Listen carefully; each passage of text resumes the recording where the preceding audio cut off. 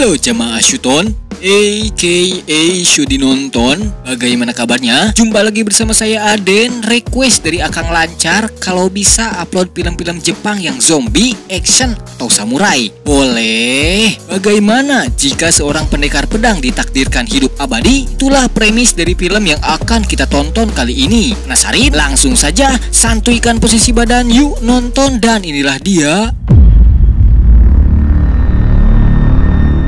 Alkisah berlatar pada akhir zaman Edo, kurang lebih pada akhir abad ke-18, di mana kisah akan berfokus kepada seorang gadis remaja bernama Rin, di mana dia berambisi untuk menjadi seorang samurai yang hebat. Ayahnya bernama Asano, yang mana beliau ini adalah pemimpin dojo atau sekolah bela diri yang bernama Mutenichi Ryu. Suatu malam ketika keluarga kecil ini sedang makan malam, tiba-tiba sekelompok pendekar pedang datang menghampiri mereka. Mereka menamakan kelompoknya dengan nama Ittoryu yang dipimpin oleh seorang pemuda bernama Anotsu Kagehisa, yang maksud dari kedatangan mereka adalah untuk membubarkan dojo Mutenichi Ryu dan mengajak Asano bergabung bersama kelompoknya. Namun hal tersebut ditolak mentah-mentah oleh Asano, yang dengan keputusannya itu Anotsu Kagehisa menantangnya duel 1 lawan 1.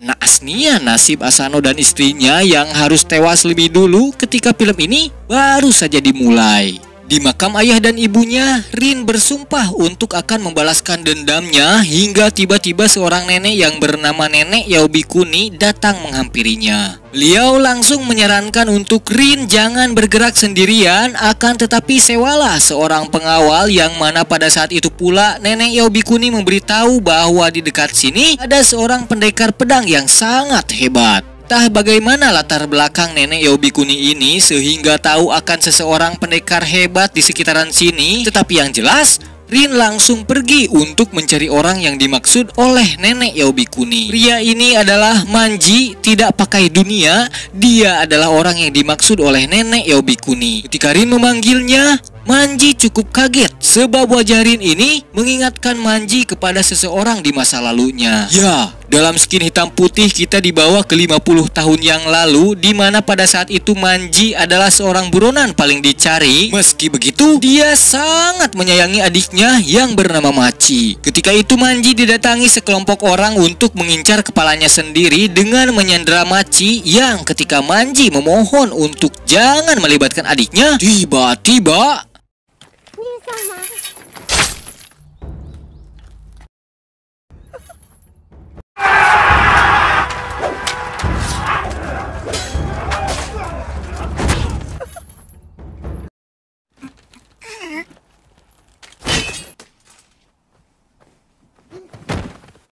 dalam kondisinya yang tinggal menunggu ajalnya tiba, seorang nenek berusia 800 tahun yang tak lain adalah Nenek Yaobikuni datang menghampirinya. Ia menanamkan cacing darah suci kepada Manji pada bagian dadanya, yang membuat organ-organnya dapat beregenerasi dengan sangat pesat sehingga dia berhasil selamat. Tak jauh berbeda lah dengan jutsu regenerasi milik Tsunade dalam serial Boruto.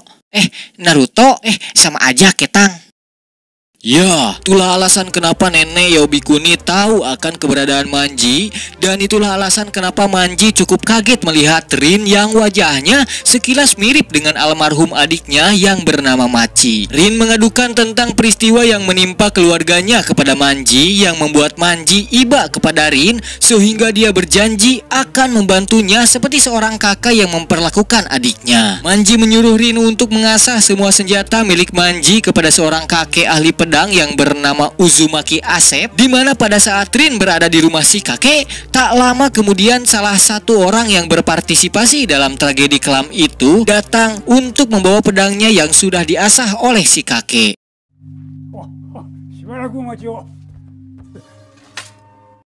Sambil membawa pedang hasil asahan kakek Asep, Rin terengah-engah melaporkan apa yang baru saja dilihatnya, di mana pada saat itu juga Manji terpancing, adrenalinnya untuk merasakan bagaimana sih kehebatan pendekar pedang pada zaman ini, sehingga dia langsung bergegas untuk menemui orang tersebut di tengah hutan yang tak jauh dari sana. Dia bernama Magatsu Taito, salah satu pendekar pedang terbaik yang dimiliki Ittoryu. Tanpa banyak basa-basi lagi, Manji mengajaknya duel 1 versus 1.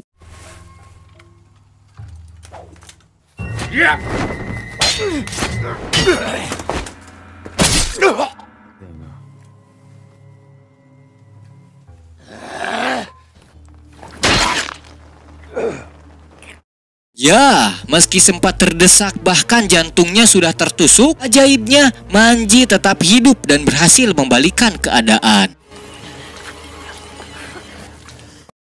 Setelah itu Manji mengajak Rin untuk makan siang di warung Cenani. Ketika Manji sedang menunggu pesanan, seorang laki-laki bernama Shizuma Eku datang menghampirinya. Dia sama seperti Manji yang bisa hidup abadi oleh cacing darah. Tanpa basa-basi langsung mengajak Manji untuk bergabung bersamanya untuk membunuh pimpinan Ittoryu, yaitu Anotsu Kagehisa. Namun ajakannya ditolak mentah-mentah oleh Manji oleh sebab dia ingin membalaskan dendam Rin sendirian. Alhasil mereka bermain tusuk-tusukan sampai subuh tiba.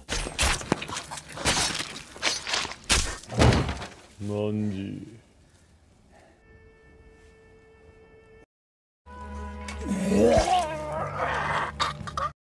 Ketika Shizuma Eku sudah kelelahan, dia membaluri sebotol racun cacing darah pada pedangnya. Jadi siapapun orang yang terkena sabitan pedangnya itu secara fatal otomatis akan menemukan ajalnya meskipun dia orang yang mempunyai cacing darah suci sekalipun. Ya, naasnya dia harus menerima senjata makan tuan karena Manji berhasil merebut pedangnya. Beberapa hari setelah itu, pada kesempatan makan siang yang lain, terlihat luka Manji belum pulih sepenuhnya imbas dari pertarungan sebelumnya. Regenerasi cacing darah suci miliknya agak sedikit melambat. Sepulang dari sana, Manji dan Rin bertemu dengan seorang pengamen jalanan yang bernama Otono Tachibana Maki. Kita panggil saja Maki. Dia mengajak Manji untuk ikut bersamanya karena ada sesuatu hal yang penting. Oleh sebab itu, Manji menyuruh Rin untuk pulang duluan ke rumah Manji.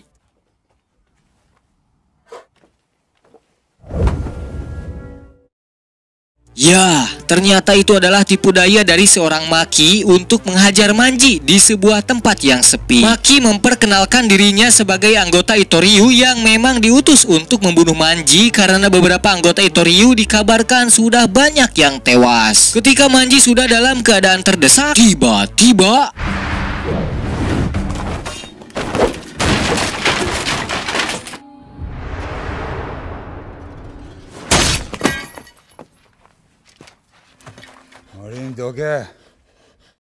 ya, Manji menjelaskan bahwa sejak awal kelompok Ittoryu tidak memperbolehkan anggotanya untuk membunuh anak-anak. Sehingga kali ini Manji terselamatkan kembali.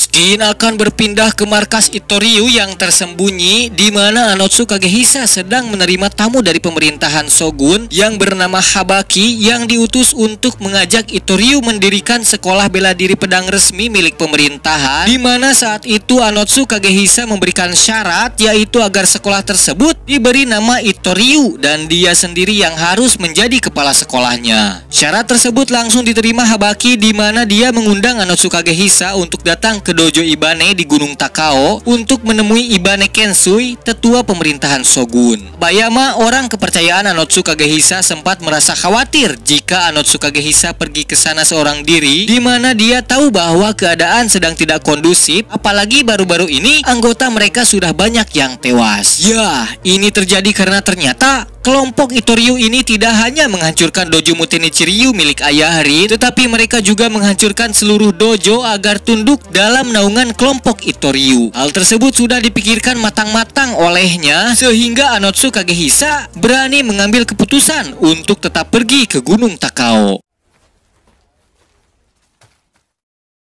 Gin kembali memperlihatkan Manji di mana dia sedang ziarah ke makam Machi yang ketika dia pulang ke rumahnya, dia mendapati surat dari Rin yang berisi pernyataan bahwa Rin akan membalaskan dendamnya sendirian. Dia tidak ingin melihat Manji mati demi untuk membalaskan dendamnya. Berdasarkan informasi yang beredar di masyarakat bahwa pemerintah Shogun mengundang pimpinan Itoryu ke Gunung Takao, spontan Uhui dia lantas pergi untuk menyusul Rin yang kemungkinan besar sedang menuju ke sana sebelum Rin celaka oleh kebodohannya sendiri. Pada saat yang bersamaan, Habaki utusan pemerintahan Shogun mengadakan jamuan bersama Abayama dan seluruh pendekar pedang Itoryu sebagai simbol bahwa pemerintah Shogun telah bergabung dengan kelompok Itoryu. Tapi tiba-tiba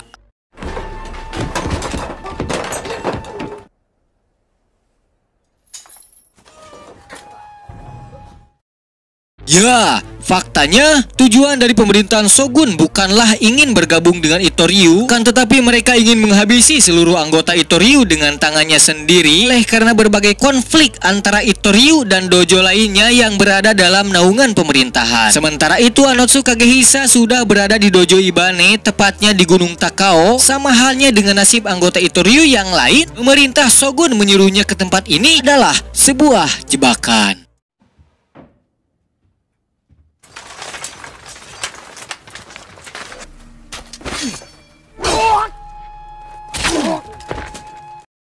Ya, untuk seseorang yang normal atau tanpa mempunyai cacing darah di tubuhnya, selamat dari lawan yang begitu banyaknya merupakan sebuah keajaiban. Jelas, skill bertarungnya patut untuk diperhitungkan. Sementara itu Manji masih apruk-aprukan untuk menyusul Rin. Tepat di tengah perjalanannya, dia dihadang oleh 3 orang pendekar pedang pemerintah. Mereka menduga bahwa Manji merupakan anggota Itoryu, sehingga mereka harus menghentikannya.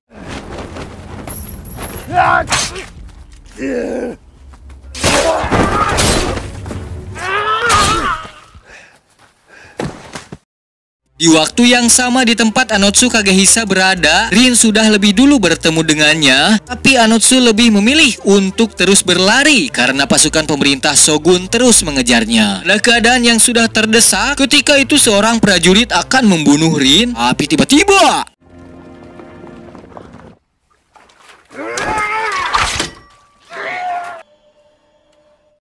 ya, Manji, si pendekar pedang abadi, sudah berada di sana. Pada saat itu Rin meminta maaf kepada Manji karena telah egois dan memintanya untuk melindunginya dari siapapun yang akan mencelakainya, termasuk dari semua pasukan pemerintah Shogun. Alhasil, pertarungan besar pun tak dapat terelakkan.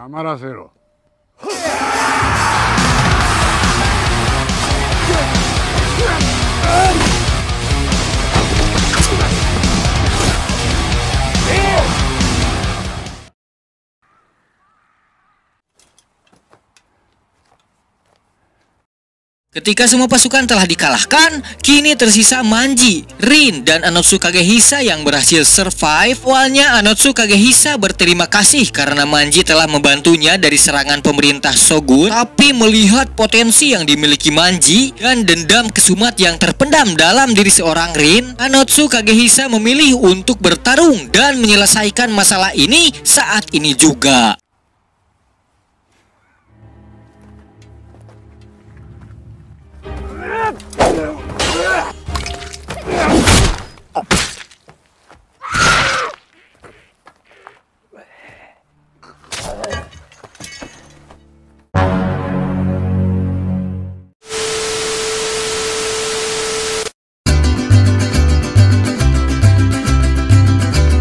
Pesan yang dapat diambil dari film ini adalah ingat, dan jika kamu memberikan balasan, maka balaslah dengan balasan yang sama dengan siksaan yang ditimpakan kepadamu. Kan tetapi jika kamu bersabar, sesungguhnya itulah yang lebih baik bagi orang-orang yang sabar. Al-Quran Surat An-Nahl ayat 126.